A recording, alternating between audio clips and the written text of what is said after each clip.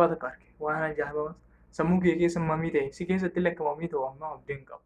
Birrii dhaltu. Yaa Rabbi. Birrii dhaltu.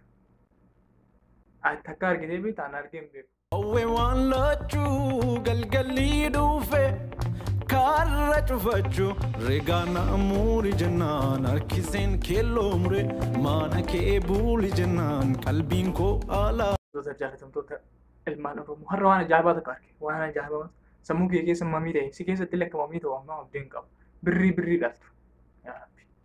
Birrii dhaltu. Ati takka argitee beektaa? Ani argee hin beeku. Ati illee akka argitee hin beekne nan beeka. Har'a birrii dhaltu isin agarsiisa. Birrii dhaltu. Guutuu isaa viidiyoo kana yuutuubii seenaa liinkii tokko biyyaa seenaati. Birrii dhaltu akka birrii dhalti achirratti ni argitu.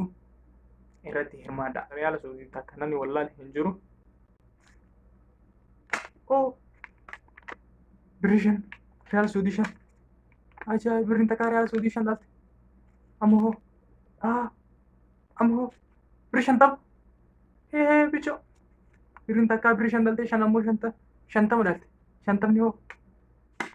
5 5. Bicho. Ama birrii 5 yoo maal dhalte?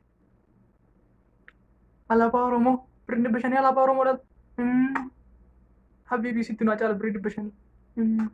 Bakka ta'u amma alaabaa guddaa naa dhaala moo kam naa dhaala? Alaabaa naa deebi'e. Birrii 500 riyaala takka deebi'e. La hawla.